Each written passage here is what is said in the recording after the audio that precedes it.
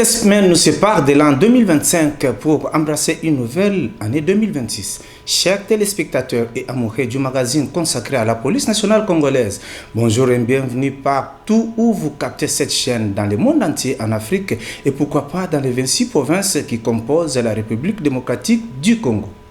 Le vice-premier ministre, ministre de l'Intérieur, Sécurité, Décentralisation et Affaires coutumières, a répondu à une question orale des sénateurs consacrée à la production de la carte d'identité nationale ce dimanche 14 décembre 2025 à la Chambre haute du Parlement. Kapé Kalonda Maoumounouene nous en parle.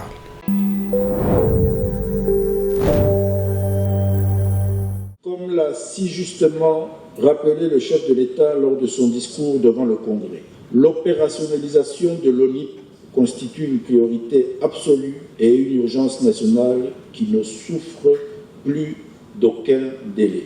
C'est pourquoi c'est avec un souci de transparence totale, d'engagement ferme et de pédagogie que je vais répondre à chacune de vos interrogations légitimes, reconnaissant que plusieurs blocages ont entravé le processus par le passé. Notre objectif commun est de transformer cette question en solution concrète. Voici donc les éléments de réponse structurés et regroupés selon les 4 axes principaux qui ont guidé vos interrogations. Au point 1, s'agissant de l'identification et de la production de la carte nationale d'identité, l'honorable Jean Bamanissa a demandé quand interviendra la production et la délivrance de celle-ci, quels étaient les blocages et quelles sont les mesures pour les lever et quelles garanties seraient données. En réponse à ces questions, le calendrier de production et de délivrance de la carte nationale d'identité, aux contraintes rencontrées, aux dispositions envisagées pour y répondre et aux garanties offertes, nous souhaitons brosser quelques étapes à passer en revue avant de répondre directement à cette question. Le point de départ opérationnel du processus consiste préalablement à la réception du fichier électoral de la CENI. Ensuite, s'ensuivra la mise en valeur des données et démarrage. Le ministre de la Formation professionnelle, son Excellence Maître Ekila Likombo, a présidé la cérémonie officielle de lancement des travaux de construction du bâtiment destiné à abriter 3 salles de classe pour la maternelle ainsi qu'une salle polyvalente au camp Kabila. Sylvain Bilo, Kapé Kalonda pour ces reportages. Madame Teresa Kapata Lungabouni, présidente de l'Association des époux des policiers pour le développement, AIPD en sigle, demeure fidèle à ses engagements et profondément animée par la volonté de redorer l'image trop souvent ternie des époux des policiers ainsi que celle de leurs dépendants. À travers cette initiative, elle a tant favorisé l'employabilité des jeunes, contribué à la réduction du chômage et endigué la recrudescence du banditisme urbain, phénomène préoccupant dans la ville province de Kinshasa en particulier. Portée par cette vision sociale et citoyenne, la présidente de l'AEPD a franchi une étape décisive en saisissant le ministère de la Formation professionnelle afin de porter plus haut la voix de ces familles souvent oubliées d'inscrire son combat dans une dynamique institutionnelle durable. C'est dans ces cadres que le ministre de la Formation professionnelle, son Excellence Maître Marc Ekila Likombo, a présidé ce jeudi 11 décembre 2025 au camp Kabila la cérémonie officielle de lancement des travaux de construction du bâtiment R+1 destiné à abriter 3 salles de classe pour la maternité ainsi qu'une salle polyvalente. Plusieurs autorités politiques, administratives et policières ont pris part à cette activité, notamment les vice-ministres délégués à la défense, M. Lézin Tamboué, les membres de l'association des époux des policiers pour le développement, le directeur régional élu le sein de derniers jours, ainsi que d'une délégation des réseaux Vodacom Congo. La cérémonie a débuté par des différentes allocutions, dont celle de la présidente de l'AEPD, Mme Teresa Kapata Lungabouni, qui a exprimé sa profonde gratitude à l'occasion du lancement officiel du foyer social du camp Kabila. Prenant la parole à son tour, le le ministre de la formation professionnelle, Maître Makeki Lalikombo, a salué l'initiative louable portée par la présidente de l'AEPD ainsi que l'engagement des partenaires impliqués dans ce projet. Il a également souligné que plusieurs enfants de policiers ont déjà bénéficié des formations professionnelles gratuites, notamment en mécanique et en menuiserie, grâce aux efforts conjoints du ministère de tutelle et du partenaire. Aux côtés du vice-ministre délégué à la Défense, M. Lézin Tamboué, le ministre de la formation professionnelle a procédé à l'apport de la première pierre marquant le début des travaux de construction des bâtiments R+1 financés par l'Église de Jésus d'Excellence d'un jour avec l'appui de Vodacom Congo. À titre mémorial, ce bâtiment portera le nom du regretté commissaire supérieur principal Miguel Bagaya, décédé en juillet dernier, en mémoire de sa bravoure dont il a fait durant sa carrière au sein de la police nationale congolaise. Enfin, la cérémonie s'est clôturée par une photo des familles dans une atmosphère de convivialité. Le commissaire général de la police nationale congolaise, le commissaire divisionnaire principal Benjamin Alongaboni Bangadiso, a accordé une audience à une délégation d'experts de la République de Corée ce mardi 16 décembre 2025 dans la salle des réunions du commissariat général de la police nationale congolaise à Kinshasa. Noëlla Kabongo, fils Tembilo, ce reportage est rendu par Kapé Kalonda. Ce mardi 7 décembre 2025, le conseil général de la police nationale congolaise, le conseil divisionnaire principal Benjamin Alongaboni Bangadiso, a accordé une audience à une délégation d'experts de la République de Corée, conduite par M. Joy Jean-Chai, directeur pays du bureau de la COICA en République démocratique du Congo. La rencontre s'est tenue dans la salle des réunions du commissariat général de la police nationale congolaise à Kinshasa. On prépare à cette audience le conseil général adjoint en charge d'appui et gestion, le conseil divisionnaire Jean Bosco Galenga, le directeur du cabinet du commissaire général de la police nationale congolaise Freddy Yoka Ei Kotama, du directeur des études de planification, le commissaire divisionnaire Kamana Wimana, le coordonnateur de la cellule réforme de la police, le commissaire divisionnaire Kassong Kiteng Silvano, le directeur de la sécurité publique, le commissaire divisionnaire Dieudonné Odimba, le directeur chef de service de l'information et de la communication de la police et porte-parole de la police nationale congolaise, le conseil divisionnaire adjoint Julie Mavungu Mangoma, le directeur chef de service de coopération policière internationale, le conseil supérieur principal Etienne Kalenga Moulaja, ainsi que les membres de la délégation d'experts coréens. L'objectif de cette visite était d'une part de présenter les civilités au chef de la police nationale congolaise et d'autre part de permettre à la délégation d'experts de procéder à une analyse approfondie et à la collecte des données nécessaires en vue de la finalisation du projet de construction et d'équipement du laboratoire destiné à la police des techniques scientifiques PT sans sigle. À cet effet, des séances de travail sont prévues avec les experts des SGI et de la PTS. Cette rencontre a également été marquée par une cérémonie d'échange de présence symbolique représentant les deux pays entre le conseil général de la police nationale congolaise et la délégation de la République de Corée. Une photo des familles est venue clôturer cette audience dans un climat de confiance et de coopération mutuelle. Au sortir de cette audience, M. Choi Yojai, directeur pays du bureau COICA en République démocratique du Congo, s'est livré à la presse en ces termes.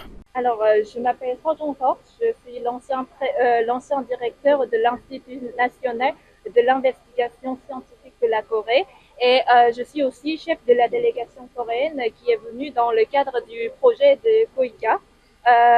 Alors moi, je suis médecin légiste et expert en sciences forensiques. Il s'agit d'un projet qui est proposé par la Corée, donc le gouvernement coréen, pour contribuer à l'avenir de RDC, pour rendre la société congolaise un monde sans crise. Alors c'est un projet qui sera fourni par le gouvernement coréen.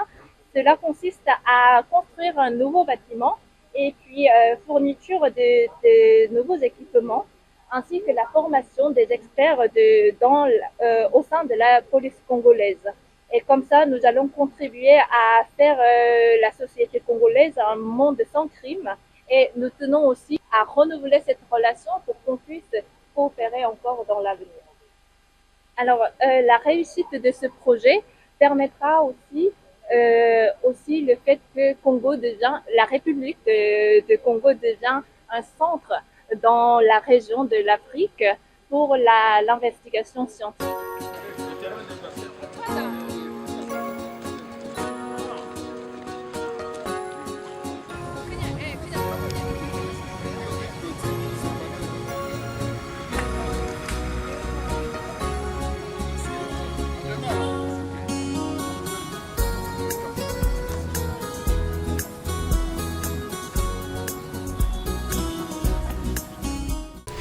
Le commissaire général adjoint de la police nationale congolaise en charge de l'appui et gestion, le commissaire divisionnaire Jean Bosco Galenga, a présidé au nom du commissaire général de la police nationale congolaise la cérémonie de clôture de l'atelier de formation sur le renforcement des capacités des agents du service de télécommunications et de transmission dans la salle de réunion des ressources humaines de la police nationale congolaise ce mercredi 10 décembre 2025 au commissariat général de la police nationale congolaise ici à Kinshasa.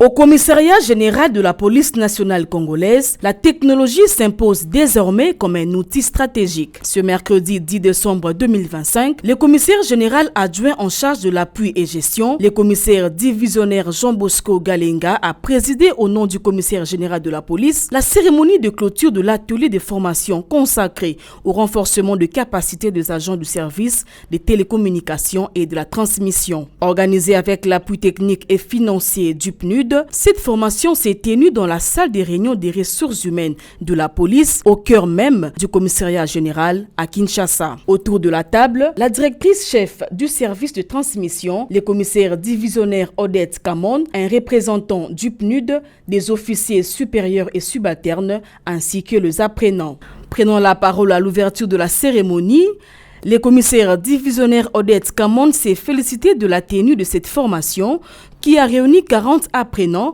dont 11 femmes, encadrées par 6 formateurs et un superviseur de la DGF. Elle a rappelé que l'atelier s'articulait autour de 2 axes majeurs, la technique d'exploitation et la technique de maintenance. Un choix stratégique, a-t-elle souligné, à l'heure où l'évolution technologique s'impose à la police nationale congolaise, une migration progressive vers le numérique nécessitant les nouvelles compétences et des nouvelles pratiques professionnelles. Au nom des apprenants, leur représentant a salué une formation jugée exigeante et enrichissante. Les participants ont renforcé leurs connaissances en matière d'indicatifs d'appel, des consignes permanentes, des procédures opérationnelles, des rédactions et transmissions des messages, des radios téléphoniques et des radios télégraphiques. Sur le plan technique, ils ont également été outillés sur les équipements de transmission, leurs avantages et limites, ainsi que la maintenance des premiers échelons. L'organisation des centres de formation et la gestion des moyens de communication ont complété ce parcours de formation. Moment symbolique est attendu, la remise des brevets aux apprenants marquant la reconnaissance officielle des compétences acquises. Dans son allocution de clôture, le commissaire général adjoint Jean Bosco Galenga a exprimé sa satisfaction, saluant l'assiduité et l'engagement des participants. Il a rappelé que cette initiative s'inscrit dans la vision du commissaire général de la police, déterminé à voir ce type de formation se pérenniser et s'étendre au-delà des frontières nationales à l'échelle du continent africain. Je suis particulièrement satisfait du fait que les compétences ont été internes. C'est essentiellement par nos pairs que vous avez été formés, essentiellement par nos pairs que vous voyez vos capacités aujourd'hui s'accroître. Et ceci me réjouit parce que quand je vois la composition de la salle, je peux conclure que la relève est en train d'être assurée. Je peux conclure qu'il y a une certaine passation intergénérationnelle de compétences. Et enfin, le vœu du représentant du PNUD est que vos capacités aujourd'hui accrues, les connaissances que vous venez d'acquérir ne demeurent pas lettres mortes, qu'elles soient exprimés, que vous les mettiez réellement en pratique, que vous puissiez faire évoluer le service de transmission. C'est donc sur une note de satisfaction que je vais quitter cette salle, que je vais faire rapport au commissaire général. C'est donc sur cette même note de satisfaction, je vais déclarer clos les travaux du présent atelier. Je vous remercie.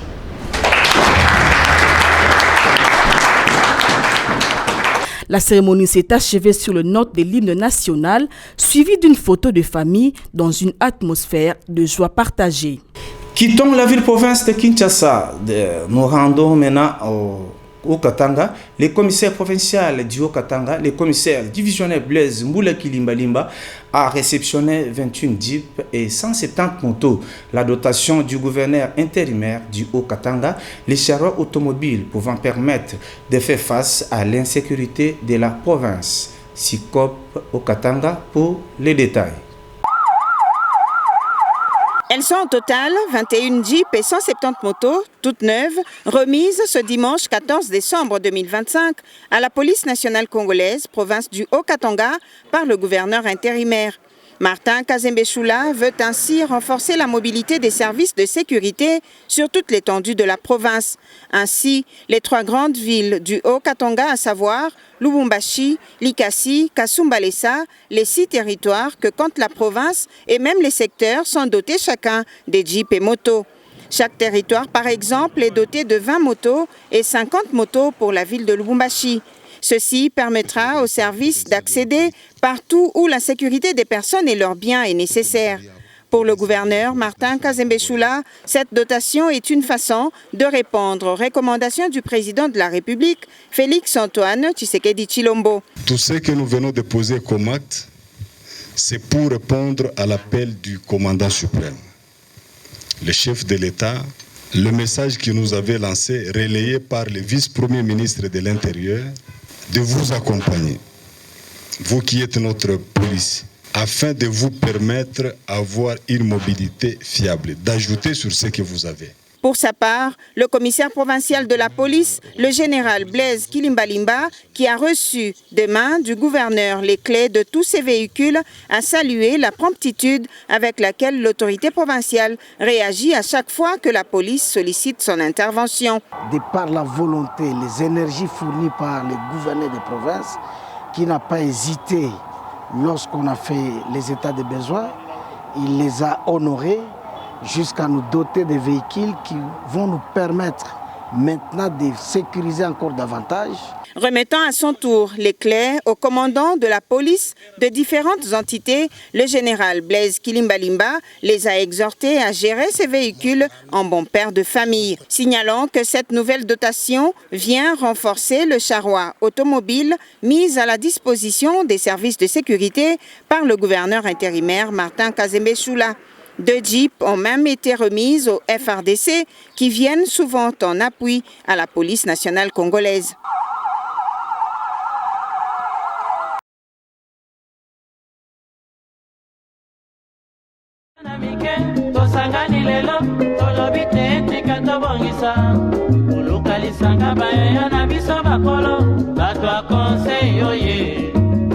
Population ya Congo, jeunesse nationale, basengile lopo babongisa.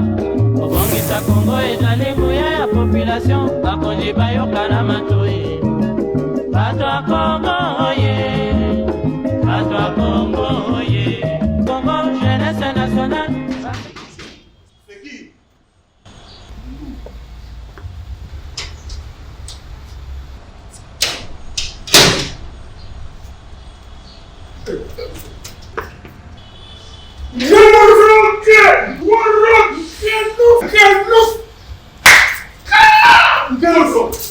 Tu es devenu une autorité? Non. Un ministre? Non. Député? Rien. Général? Du tout. Rien, non. Mais pourquoi s'être entouré de policiers comme ça? Tu les as eu où? Ont-ils un bulletin de service à jour? Je vois. Tu fais entrer beaucoup d'argent dans le trésor public, hein? Worok, quel trésor public? C'est un branchement, Worok. Tu sais que je ne suis pas n'importe qui. Hein? Donc tu ne payes pas la banque?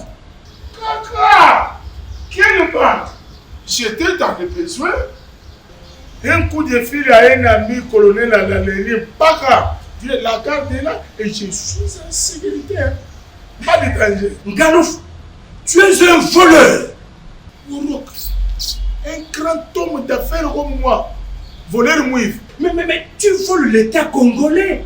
Comment ça? Oh, Ngalouf, tu ne peux pas avoir la garde policière sans suivre la procédure.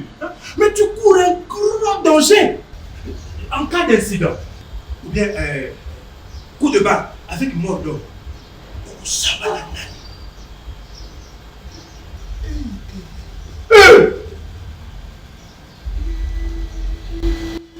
Ngalouf, notre police est un service d'assiette de l'État. Pour avoir la garde policière, il faut écrire au commissaire général pour Kinshasa, au commissaire provincial pour les provinces. Celui-ci, à son tour, va requérir auprès des services techniques comme la direction du budget et des finances pour Kinshasa, le département du budget et des finances pour les provinces et à l'UPIHP ou PMH. Pas la LENI, ni les autres unités. Ah bon? Mais oui. En respectant la procédure, tu contribues au budget de notre pays en payant la taxe. Et surtout, tu appuies la vision du chef de l'État. Hein? Dis-moi, tu payes combien? Oh, Worok, vu mon rang et les moyens que j'ai minimisé la somme, hein, $500 par policier. Preuve de paiement. Ont-ils un bulletin de service à jour déterminant leur origine et leur mission chez toi? Il était de... $500. Alors que le taux officiel selon la loi c'est $100 par élément par mois pour des personnes physiques comme toi et moi, $200 par élément et par mois pour des personnes morales. Il est enroulé dans la farine.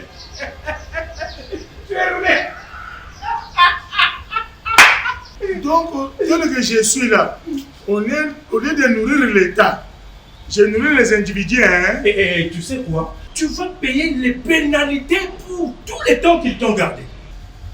Ils sont à combien? Bon, ils sont à 6. Hein? La vacation voudrait que chaque après 48 heures, une équipe rentre, une équipe sort. Alors que le nombre est toujours limité. Et c'est l'UPIHP qui détermine. Il doit me rembourser. Alors toi aussi, tu dois rembourser les policiers. En plus, tu les as gardés ici illégalement. Je dois suivre la procédure. Entrer par la grande porte parce que je ne veux pas avoir des policiers clandestins. Ah oui, hein? Sinon un jour, si les pépés ne les ramassent pas et ne les amènent en dolo, ça sera la mission de contrôle qui va débarquer ici à l'improviste. Tu vas payer cher avec le risque de te retrouver à Makala pour détention illégale des policiers. Makala. Ah.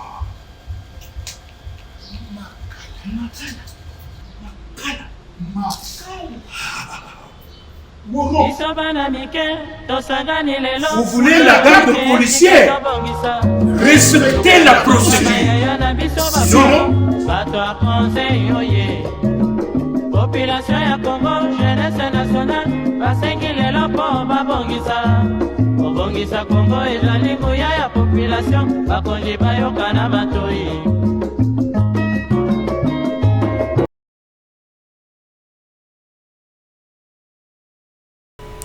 Ce magazine de la police nationale congolaise touche à sa fin. Et si vous l'aviez aimé, dites merci à Sylvain Bilo qui était derrière la caméra. Jean-Paul Ngamo Matoba et Kapé Kalonda étaient du côté coordination. Tandis que la supervision, c'est le savoir-faire de Julien Mavungu Mangoma. Quant à moi, je vous souhaite bien de bonnes choses dans vos foyers. Merci.